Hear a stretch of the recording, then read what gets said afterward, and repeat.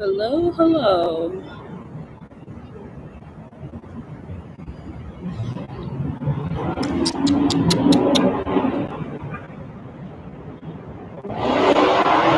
Ooh, it's loud out here.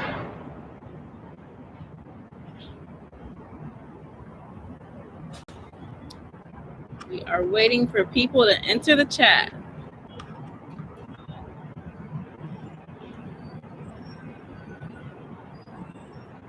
Hello, hello, hello.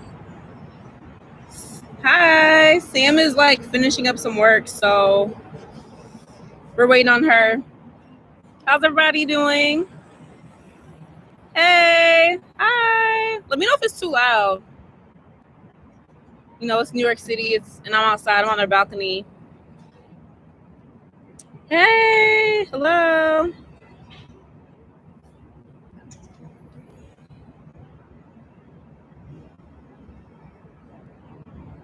Hello. Happy you can take a break. I remember those LSAT days, they were really hard. Yeah, you can ask whatever you want. We're just waiting on Sam to get out before we start like the billable part. So you can ask whatever.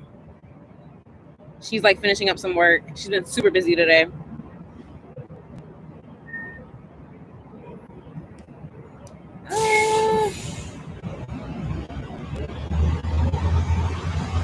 Is it too loud?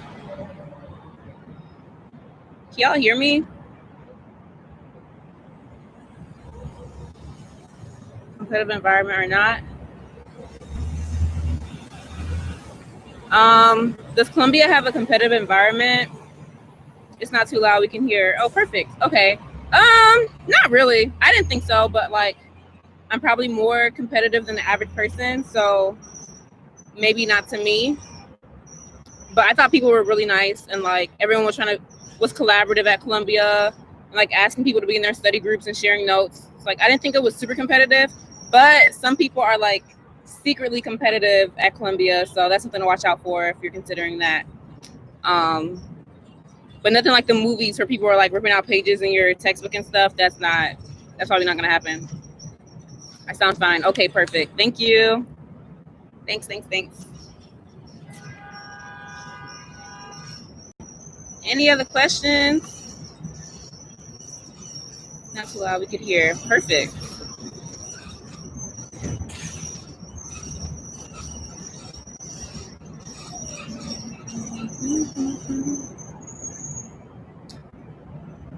No problem. People always think law school is going to be so competitive. And I mean, it is because everything's on a curve, but I don't think it's as bad as the movies make it seem. But if you have a different experience, feel free to share that. How long did I study for the LSAT? I want to say 2 months, but I took it twice. The first time I didn't do that great. And then the second time I studied for like a month and a half. So I guess like, what is that together? 3.5 months? But some people study for longer or shorter. I don't know. And I had a class, so that helped out a lot. How's life at law school? Is it what you expected working in big law? Yes and no. Like, it's better in some ways and harder in other ways. Like, I don't miss being in school. I don't know if y'all remember me and Sam always being like, we're gonna miss being students so much, and I don't miss being a student at all. Like, I like finally making money and just like, I don't know, I don't miss the classroom environment, but some parts are hard. Like, the stress is hard. Like, if there's a lot of short timelines and deals move really, really fast, so that part's harder than I thought. But I don't miss being in school, honestly. You want to do big law for a while? I don't know yet. I'm my options open because I'm so new, like so fresh into being a lawyer, that I don't know like what I want to do long term yet. So right now I'm just focused on like the skills part and getting my skills down. And then once I get that down, I'm gonna start like really considering what I want to do long term. But I guess I'll let y'all know if I change my mind. But I don't really know right now. Tips. Any tips to stand out when applying for law school or for jobs? I don't know. Let me know which one you're talking about. Does Columbia offer merit scholarships? I heard they do now. They really didn't when I was there, like not really. But I heard they're like kind of changing that a little bit. So it could be different. Oh, for law school. Any tips for when applying? Me and Sam have a video on it. Besides that, just like make sure you get really good recommendations. Make sure your essay is really good. Make sure it's narrative. It's like telling a story and not just like a bunch of facts about yourself. Like they really like that hook story about why you want to go to law school for your personal statement. Other tips, having a high GPA. I don't know if you already graduated or not, but your GPA is really important. And besides that, nothing really. I don't think there's any like specific classes or anything that people are looking for when you apply to law school. Like there's a lot of variety. I was an econ major, so I feel like that doesn't have that much to do with law school, and it was fine. So hope that answered your question. Where is Sam at? Sorry, y'all, Sam. See, we're talking about billable hours. Sam is still billing hours right now.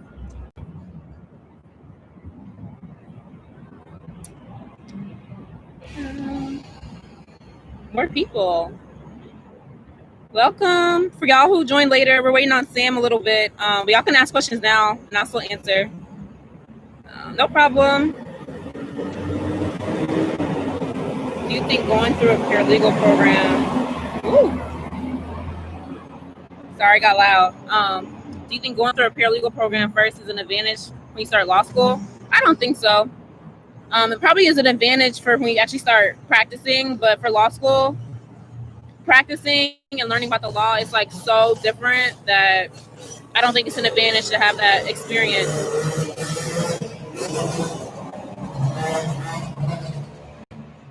But I don't know, because I wasn't a paralegal, so maybe there are advantages I didn't see, but I can't think of any.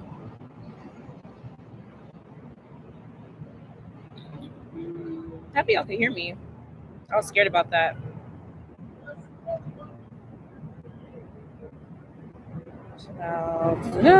Was it a huge leap curve when you started your job? Oh, huge learning curve. Can't even read today. Yes. I didn't know anything when I started. You know what? This funny thing, they always say it's a huge learning curve. The big learning curve isn't even practicing. It's like the office culture. And y'all know, like I'm straight through, so I had never had a full-time job. I always had side jobs. So like learning the office politics and learning like the corporate lingo and like how to write emails, that part's really hard. And then learning like the process is really hard. And then the substance just comes with it. So I feel like I'm still on that learning curve. Like I'm finally starting to understand more of what I'm doing, but overall I feel like I'm still learning so much. Like every deal I do, I learn so much. Like it hasn't slowed down yet for me. Is it hard to get other markets without ties from Columbia? Oh yeah, so if you're not reading the side, is it hard to get other markets without ties from Columbia, like California or Texas? Yeah, I thought so. I tried to work in DC, and it was really hard because I had no DC ties. So they were like, why do you want to work in DC? And everyone tells you like, oh, the Columbia names or Harvard or whatever will take you anywhere. And to an extent, that's true-ish, but it's not all the way true. Like for law firms, they still want to know, like, why do you want to come to my state? And if you don't have a good answer, it's way harder for you than for somebody else that went to college there, is from there, has a spouse there. Like just saying my friend lives there, it's not enough. So that was really hard.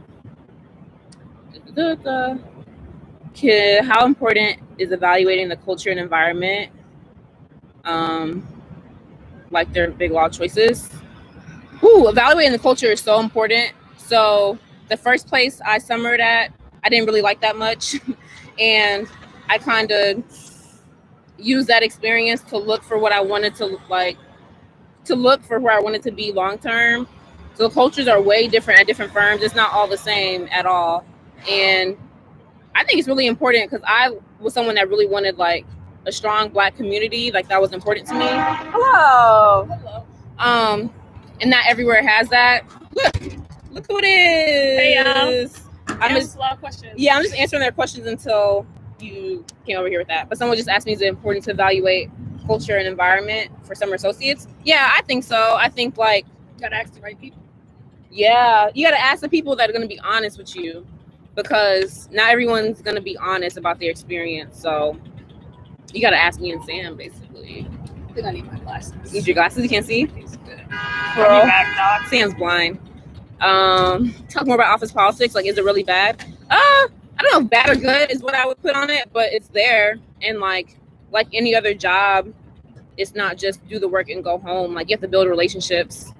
And I couldn't look to see who asked that, but like, you know, for Black people, that's even like a whole nother hurdle to build relationships. So like, that part is there. It's a big part of it. Outside the office, making friends, like all that is a part of it. I'm applying to law schools in the fall. I'm so nervous. Good luck. I know exactly what you're going through. I remember that time. Good luck. I hope it works out really well for you. Like, I know it's stressful. What else? Can you talk about office politics? What if you have a 2.9 GPA? Oh, wait, it's moving too fast. I missed it.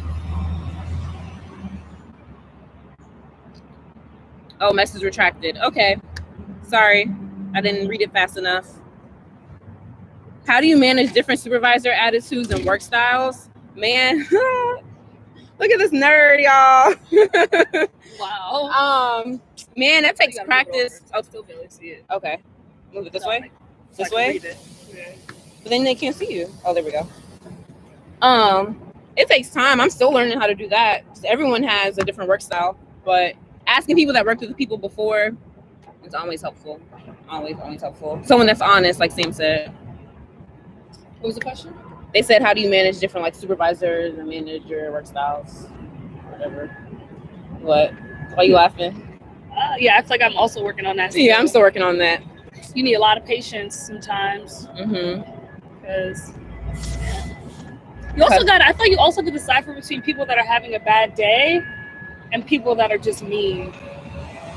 And you gotta. I'm not good at that. You gotta. I feel like when you're having a bad day, that's when your real personality comes out. I feel like when you're stressed out, it's like that's your character right there. You think so? Yeah. Like that's when the real you comes out. I get it, but I feel like I could deal with someone that snaps when they're mad versus someone that's just mean. So they never say thank you. They never say good job. So I would not want to work with that kind of person. But people that are just like, if they're mad, they like curse at you or whatever, I could deal with that kind of person. Okay. I can see that. Y'all got any billable? Now that Sam's with me, y'all got any billable hours questions? Now we could explain it. Oh, yeah. Some people don't even know what it is, and that's kind of why we wanted to do it. Oh, yeah. You want to explain what we explain? You start. I'll hop in. Okay. So we're just going to explain billable hours real quick a little bit more. So basically, at a law firm you have clients, and we usually charge our client by the hour. So when you're working at a law firm, what that means is like they want to see how many hours you spent working on your assignments for clients. And that's kind of how you get evaluated. That's how they charge the client. So they stress it a lot, like make sure it's super accurate. For my firm, like we have to update our hours after every single day. Some firms it's after every single week. So it's really important because you want to be evaluated really well. The firm wants to make as much money as possible, like for the deals that they do. So you want to make sure that it's accurate. And then for some firms, you have to hit a certain number of hours every single year to get your bonus. So then that can add, some stress to it to make sure you're on track. And then some things that you do don't get you billable hours because if you're not working on like a client matter, you're working on a training or a pitch or anything else like that, then none of that counts. Or it could count, I guess, depending on the firm, but like it doesn't. I want to break it down in super simple terms. Okay, I feel like you're still talking very high level. Okay, go ahead. So it's like if anyone has had a job, a 9 to 5, you work in hours at fast food restaurant, whatever. It's like you're there from 9 to 5. You get your 7 hours. You go home. You could be in the office from 9 to 5, working on client work, etc. But because you have so many things going on in between, you didn't work 7 hours. So you 7 billable hours. Yeah, you didn't work 7 billable hours. Yeah. So you physically, literally have worked 7, 8, 9, 10 hours, but your billable hours cannot add up to that. So like some people use time. Like I use timers. A lot of people use timers. I use timers too. So like if I'm done working on an assignment, I'll turn the timer off. That's not time that's being billed to that client. And there's a lot of stuff that's like kind of in limbo that doesn't get billed, period. Yeah. There's some stuff that's just not billable, but you have to do. Like you have to put in your hours. Yeah. Like you have to go to certain meetings that aren't billable. You have to go to trainings. You have to do extracurriculars, literally, for some firms, just to like, you know, like be a part of the culture. And those are all things that are. And sometimes you just want to kiki. Sometimes you just want to kiki. Their relationships are a big part of work. So it's like I'm just kikiing. Like I was doing a day on Zoom with some of the other Black associates. It's like I'm billing that time. We have a number to that time, diversity number to that time, but it's not billable. Like those are two different things. Yeah, and even like being an associate of color, it's really important to look at whether or not your firm allows for recruiting hours to be billable, because you will recruit. So you need to know like what that looks like. Right, like if you're recruiting every day or however long you're recruiting after that, you're doing way more than other people are doing that are in your class that aren't people of color, because you're recruiting outside of the billable stuff. But if it's not billable, none of it, you're not getting credit for that. Yep. I have a question. So, someone who said, Lance Wilson, are your hours capped at your firm? What do you mean? Like pro bono hours, diversity hours? What kind of hours? If you mean billable, absolutely like, not. You can work 4,000 hours if you want to. They'll tell you if you're working too little, but too much is like, a good thing. I've only ever heard of one person getting tapped and being like, "Hey, like you're working too much. You're being a psycho at this point. You need really? to I've never heard of vacation." That. Wow. Yeah. Okay. Yeah, I've never heard of that. So if it is not billable hour, all right. So I'm reading T. Little John. Yeah. So if it's not a billable hour task, you're not going to get paid for it. Go to meetings, for example. Oh, you're not going to get paid for it. We're salaried. So you're still getting paid the same as everyone else? Yeah. But and I guess that's the positive side of billables, which we could get at. Okay, but, yeah. It's no matter as low as high. Yeah. But so if you're too low, you don't want to get fired. Exactly. Too low, you can get fired. But also, if you're on the lower side of things, and you just don't want to do work, you're still getting paid the same amount as everybody else. Yeah. So we're not saying that we get paid by the hour. We're saying that we charge clients by the hour. And that the amount that you bill collectively over the course of the year determines a lot. Yeah. Determines it could determine your reputation. It could determine all those things. And I want to add to that too is like as first years we get billed at the lowest rate per hour, and it's still a lot. It's still a lot, but it's the lowest rate per hour. So like clients care about that too. That's why like first years end up doing sometimes a lot of the work, because they're like, oh, first year could have did that or whatever, and they want to see that. They're going to be mad if a partner did everything, because partners get billed at like thousands and thousands an hour. So it's like, why would you have a partner reviewing a doc that you could have a first year or a paralegal doing? It just doesn't make sense from a client's perspective. So like the actual rates are more about the client than us, but like for us, it's about our reputation, like Sam said, and I would add though your bonus sometimes. So it's like that does matter. You get paid because like some places that are black box too. Let's be honest, what you're getting paid is based on how much hours you're billing. At least there's more of a case for it. Like Jones Day right now, how they have that little discrimination suit. I wonder what's about to come out. I wonder who's really about to be getting. You heard about that Jones Day suit? Yeah, it's like a gender discrimination suit for Jones Day right now. Yeah, where they were forced to release the pay for their lawyers because it's a black box, so no one really knows how much people are getting paid. So that should be very interesting because I wouldn't be surprised if it's discriminatory in that way. Yeah, me either. Someone said, Derek Caswell said, or if I'm sorry if I said your name wrong. So can you work billable hours outside of the office, like at your home? Yeah, that right now everybody's doing that. Or do you have to be on the physical grounds? No, definitely. Anywhere. As long as it's the same, it's like this type of work, then it's fine. Like it doesn't matter where you're doing it. Yeah, like calls with clients, calls with the team, thinking about work, all that counts. Yeah, like even certain group cultures matter in that way. So at my firm, for example, a lot of people in groups that I don't even know what determines it, but some people just work from home, even before the work from home culture, but they're still billing just as many hours or more than people who work in the office. Yeah. Like most people I know that work from home actually are billing way more than people who work in the office. Because there's less, you cut out all that commute time. Yeah, you don't have to commute. you're not going to those meetings, things like that. Yeah. How do you practice self-care as a lawyer? How you practice self-care? I try. It ebbs and flows. Some periods I'm like, I'm going to practice self-care. I'm super on it. And the other periods I'm not, honestly. This is a good question. Oh, what was that? Naomi asks, do your work computers, etc., auto count your hours? So I don't know if anyone remembers or watched in the bar prep videos that we did, how we use timers for everything. So I use timers for my hours. So I'll like switch through timers throughout the day. And then at the end of the day, I'll just see how much the timers have counted out. Yeah, that's the same thing I do. Some days it's very rare. I kind of like use timers plus guesstimation because sometimes it's not always practicable to like switch between timers when you're working on a bunch of different stuff. So like that takes some judgment calls, but like for the most part, I use timers to just at the end of the day I submit it. Yeah, I'm on the other end. I feel like if I have to have 15 timers going, I'm gonna have 15 timers going because by the end of the day or the next morning when you put your hours in, I won't remember. Like I just won't. It'll be like, what did you spend 2 hours on that day? What did you spend 20 minutes, 30 minutes? And like time or like billable hours too has to be really specific sometimes because the client wants to know exactly what you did, like exactly what they're paying for. And we aren't creating the bills. The partners are creating the bills. And sometimes the partners are removed from the job that we're doing. So they really need to know, what are you doing? Yeah. So I can explain it on this bill. And also so I can know that you're not bullshitting. Yeah. Like, and clients don't want to see, or some clients, I guess it depends. They don't want to see like, oh, all I did was, I can't think of an example, like read stuff. They're like, what were you reading? What were you reading?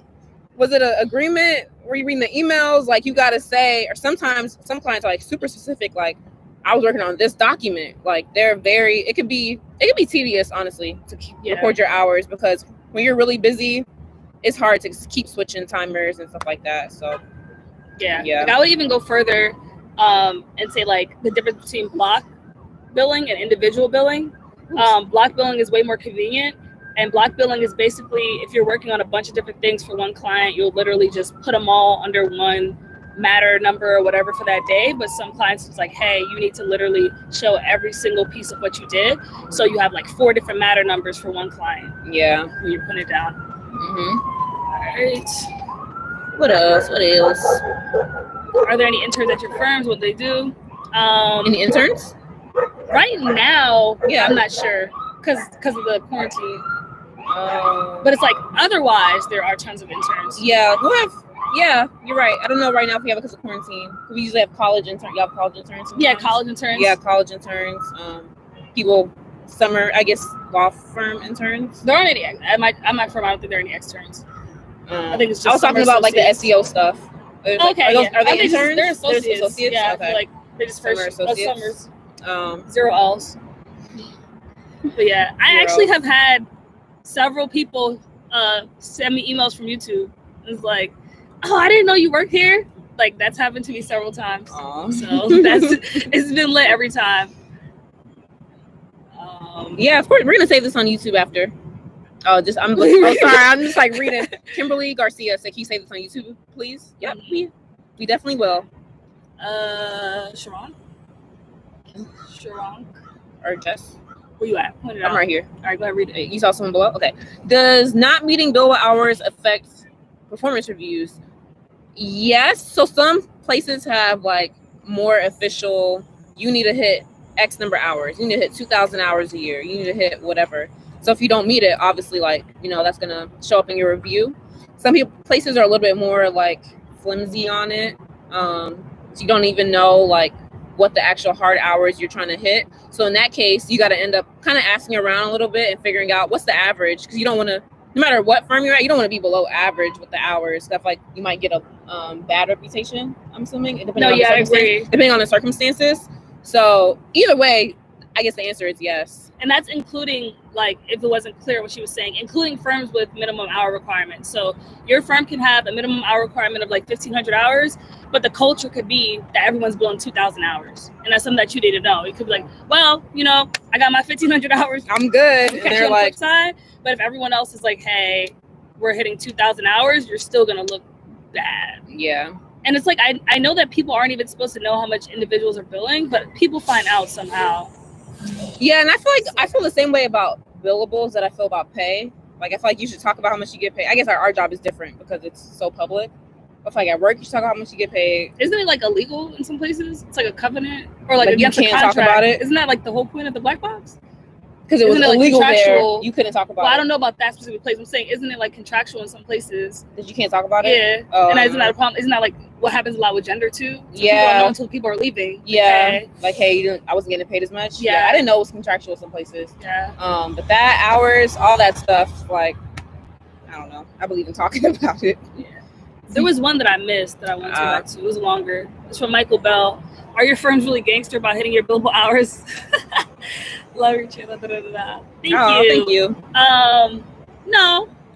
Well, I don't know. I don't want to say no because I don't know because I haven't. What you mean by really gangster? Like they come up with a gun, like hit your billable hours? Hit it today. No, I don't think so. But everywhere, I guess cultures are different. Yeah. So it's like my culture has. I mean, my firm has a reputation of having very, very, very, very, very, very high billables, but that's I don't know. Like just every day, I don't think so. I don't know. You read these already. Oh yeah, this is true. What does it say? Sharon K, I think, not Sharon. I think it's Sharon K. Do you all do transactional work? How do billable hours work within your different types of law? That's if you all do two different types of law, are billable hours tied to your bonus? So at my job, billable hours are not tied to your bonus to answer that. But at some firms, billable hours are tied to your bonus. Mm-hmm. And I think it very much so differentiates depending on your practice group. So like people that I know that are restructuring, they bill insane amount of hours sometimes. Like, I mean, they get a war room and they're sleeping for 10 hours a week. Max. Like I've heard stories like that. So I've heard like some restructuring people are insane. No, M&A. And then think about the times too. Like if you're in bankruptcy practice right now, your hours are going to be crazy because we're in the middle of a pandemic. Yeah. So like other times when the economy's booming, you're in M&A, you're in cap markets, your hours are going to be crazy. Yeah. Because everyone's trying to sell stocks. Everyone's trying to merge together. Like, yeah. That was a part of why I picked funds too. Your schedule is a lot more predictable. Like my hours can get really crazy when I'm just entering into a fundraise. However, just generally when I understand things are going on, when the raise is like just operating at a normal pace, when we're managing the funds, it doesn't get too insane. Mm-hmm. So it definitely depends. Like M&A people also work crazy hours because they pull a lot of all-nighters. Yeah. A lot of war rooms. Yeah. Yes. So it definitely impacts it. And yeah, we do transactional work. I don't know if that answered. Sorry. I do transactional work. That's it. Yeah. I don't know. Was it right? Yeah. I think that answers it. We skipped a little bit. We must be here. Right here. Someone said, okay, this is a good question. Pre. How are you able to connect with coworkers if you need to bill all your time? You tell me. It's a balancing act, honestly. Is it a balancing act? It's very solitary. Or do you have to like give up sleep? It's very solitary. And stuff like that. Yeah, that's what I mean. I'm trying to say I think it's impossible. Oh, to balance it? Yeah, like I feel like it's like at times where, at least for me personally, I'm billing a lot of hours. It's either I'm not sleeping at night or I'm just not doing it. I think it's a trade-off because it's like, for me, I guess kind of what you're saying. It's like if I'm busy, then I'm probably not doing that as much. I'm not like like bonding with coworkers, but like times where I'm slow, then it's like you can prioritize that a little bit more. So that's what I mean by balancing. It's like, but you can't. I don't think you can have it all at once. Yeah, it's like even right now, like this Zoom, what is it, 7:30? This hour, because I assume we're gonna go over a little bit, that I'm spending on this time is gonna be an hour that I'm up tonight. Because you're busy. Because I'm super busy right now. Yeah, and I'm not as busy. Well, I'm not really that busy right now. So it's like, that's why, yeah, so I guess it's It's what like- you're saying. It it's like, depends it's on. not, I think it's not feasible to do throughout the year. Okay, yeah. It's like you only could really socialize when you have downtime. Yeah. So Yeah. yeah, I don't know. Yeah. Have you considered starting a law firm together? LOL. Why do you make that face? I'm just kidding. I mean, well, tune into the future. Separate from your hourly salary. This is a good question. Fika2305 says, so are billable hours separate from your hourly salary? Are you not getting paid at all for the non-billable hours? And that kind of just goes back to what we explained before. You get paid regardless because your salary. So it's literally like consequences of billing low. If you're at a firm that bills high, is like probably getting fired. It's not getting lower paid. Yeah. So it's like, and reputational. Yeah, over time you won't be developing as fast as your colleagues. Yeah. So like even just being women of color, that's something we have to think about all the time. Whereas like women and people of color in a lot of studies bill lower hours for a lot of different reasons. And a lot of it has to do with opportunity than their white counterparts. So we always have to be cognizant of it. Like, hey, how many hours I billed this week? Like, hey, how many hours is your firm billing? You have to ask around. Like for me personally, like I was like acquaintances with a lot of white people in my firm, so I was able to really be in the know and know who's billing what and who's not and what's going on, so I can know if I'm falling behind or not. Yeah, because it is a priority to me, at the very least, to have the opportunity to stay at my firm as long as I want to, and to know that I'm developing as much as everyone else. And not because you're being pushed out. And not because I'm being pushed out, or not because I can't get the same opportunities because I'm a Black woman. Yeah, exactly. So, I think it's along those same lines. Like, I asked, like, I'm like, what's the average amount of hours people are billing right now? And then to staffers or to whoever, like, I think being Black, like, unfortunately, the burden is often on us. Okay. Burden is often on us to like be explicit, because all those informal all that informal advice and like little soft things you're supposed to know end up hurting us because we don't have that generational knowledge of being a lawyer, or like we couldn't even be a lawyer like 70 years ago. Oh, Sam's leaving us. So yeah, all that's really important. So I straight up asked, like, hey, where am I amongst all the corporate transactional associates at this firm? Where do I land with billable hours? And then they tell me, and I'm like, okay, I'm good, or I need to step it up, or whatever. So that's a really good question. So billable hours, yeah, okay. So great queens, thank you, Tay baby. Innovation, keep going. Don't look back. Yes, change the corrupt system. Yes, I'm here for it. Oh, I just skipped a lot. I'm a summer associate, and billing is probably the worst thing. Do you think billing gets easier? I think so. I think billing gets easier. I think when I first started, it was something that was very stressful for me. I was scared about getting in trouble, so I was really scared about overbilling. So remember when Sam was saying that like Black people and women of color, or women and Black people, and I guess people of color period, bill less? That's a part of it, because we're more scared of getting in trouble, and there are many historical reasons for that. Like, we know that consequences of breaking rules and stuff like that usually come down harsher on people of color and things like that, or minorities, whatever term you prefer to use. So we're more conscious, we use more timers, and because of that, we're more exact, and we end up billing less than people that are like estimating and it's not a big deal to them. So all of that was going through my head when I first started working, and I was really, really nervous about getting in trouble and someone thinking I billed too much. Like, why did you spend so long doing this one simple agreement or whatever? And then over time, that stress kind of eased. I got used to dealing with timers. I got used to kind of estimating how much time things took, and it got easier for me. But yeah, as a summer, it was frustrating or intimidating, and it was intimidating when I first started working too. Oh, Salary Brand Act. Okay, thanks, Sharon. I know there was a name for it. So what happens if a client, Angelica, what happens if a client sees the billable hours and is unhappy about it? Is there a system for that? Does that affect performance reviews? That is completely the partner's problem. Like, the clients are really the partners and not ours at this level, because we're associates. So the partner is the one that deals with all of that stuff, like the billing. Well, I guess sometimes associates do bills, but the partners are the ones that have to communicate with the client on that. They're the ones that negotiate how much they charge a client per hour. So it's really the partner's problem at that point if the client is unhappy with the bill. And maybe sometimes the partner will get mad at like a first year or an associate saying like, hey, why did it take this long, and like whatever, what have you. But like my outlook on that is that that's above my pay grade, and my job is to do what y'all tell me to do and to gain my skills.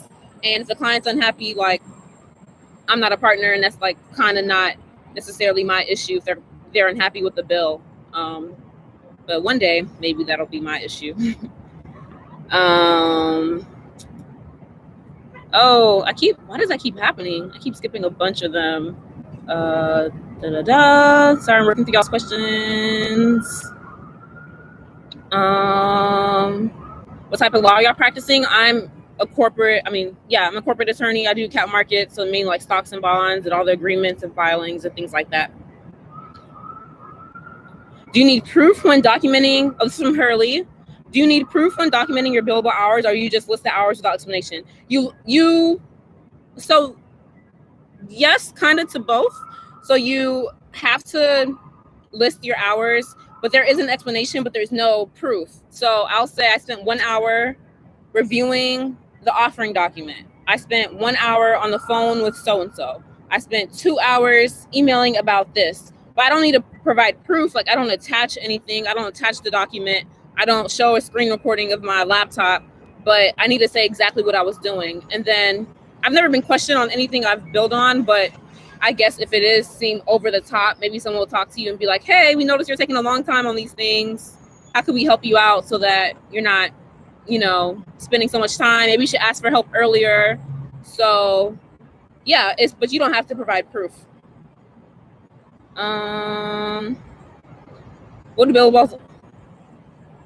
What does the work, this is from Vika, what does the work under billable hours entail? What are you doing specifically? So it depends on the practice group, but you're doing something for the client no matter what. So, but if you're in litigation, you're probably like looking up facts and writing briefs and writing memos. For me, it's usually putting in comments, emailing clients, drafting agreements or contracts, putting in pricing terms, things like that. It depends on the practice group.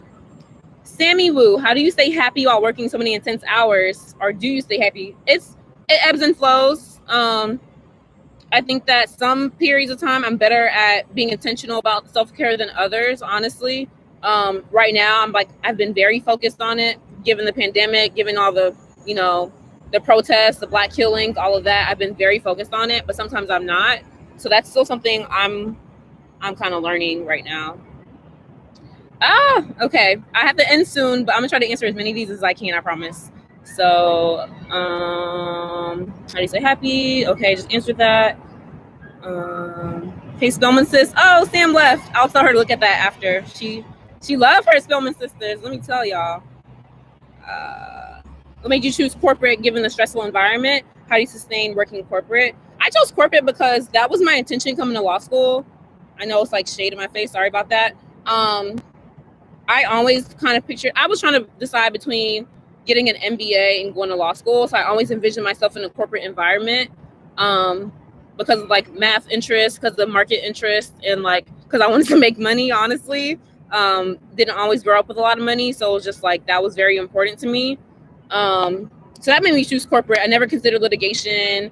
Being in the courtroom never seemed appetizing to me. I don't really like researching and writing legal briefs, so I didn't think that would be a good route for me, like regulatory.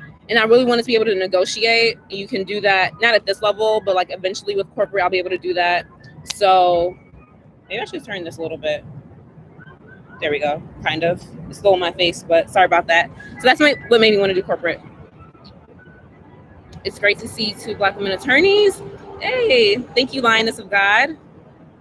Is there specific software for billable hours, or do you input them manually? There's specific software. It depends on your firm. I mean, I'm sure mine's different than Sam's, but it depends. Is Big Law what you thought it would be? Yes and no. I think I answered this one a little bit earlier, but it's harder and easier than I thought. Some parts are harder because it's stressful. Some parts are easier because at my firm, I'm lucky to have a community. So like I have people to vent to and things like that. But the stress is hard. I'm not even gonna lie. It's pretty stressful. That's something I'm still like getting used to. Do your bosses know you do YouTube? Mine do. I don't know about Sam's, but I had to report YouTube to my firm because I make money from it, and we had to report all income. So I kind of talked to them about like a lot of confidentiality issues, and like, of course, I'm not gonna ever name a client or anything I can't say. I'm not gonna, I don't know, talk about specific matters that I can't talk about. I'm not gonna say what client is doing a bond offering. Like I can't talk about things like that, and they kind of just reaffirmed that, and I already knew. So yeah, they know. I don't know if they watch our videos, but they know it's a thing for me because we have to report it. Okay, next question from Joel. This is gonna be probably answer like 3 more because I have to go soon. But okay, hope this makes sense from Joel. But do people work slower so that there are more billable hours? Is working slower something people do purposely? That is an ethics violation. Like because we're barred attorneys, like we do sign an oath and you go through character and fitness. So that's just like, I guess theoretically you could, but if anyone ever found out you were doing that or caught on to the fact that you were doing that, you get in a lot of trouble. And because there are so many big law firms at this point, people kind of know how long things should take. Like when you do a deal with the client, I feel like they kind of know how much this is supposed to cost. So if all of a sudden something that cost a deal that cost $50,000 last month is costing $100,000 this month, I'm just making these numbers up. I have no idea. That's gonna like raise a flag. So I guess you could, but it's unethical to do that. You could get disbarred. So I don't think it's worth the risk at all. How often do you go to court? I don't go to court. I'm transactional, so I don't ever go to court. I don't really ever plan on going to court. That's not really like my, that's not my interest. That's not what I went to law school for, honestly. Okay, I'm gonna do a couple more. How are attorneys with the most billable hours rewarded? Promotions, it looks really good. If you want to ever go up for partner or you want to go for counsel or senior attorney, I'm sure that's something that looks really good. Reputational, you're known as that associate that you can go to, like she's gonna get it done or he's gonna get it done. But beyond, and a bonus, if you're at some firms, you get a bonus for billing a lot. But that's it. It's not, there are rewards, but they're not as tangible as you might think. Do you do pro bono work? I do, actually. I can't talk about the one I'm doing right now because it's confidential, unfortunately, but like I do a lot of work with small businesses and entrepreneurs, low-income entrepreneurs and low-income small business owners. It's what I did my externship on. I'll probably link the video of my externship that I did. The video I did like maybe this time last year or like a year and a half ago. So yeah, I do pro bono. Now I'm doing some stuff for protesters. So yeah, it's important to me. It's important to Sam too. Okay, so one last question. Let me see. Oh wait, Mary, I feel like you've asked this question a couple times. I'll answer it real quick. I have a 2.9 as a senior, low work experience because of mental illness and learning disability.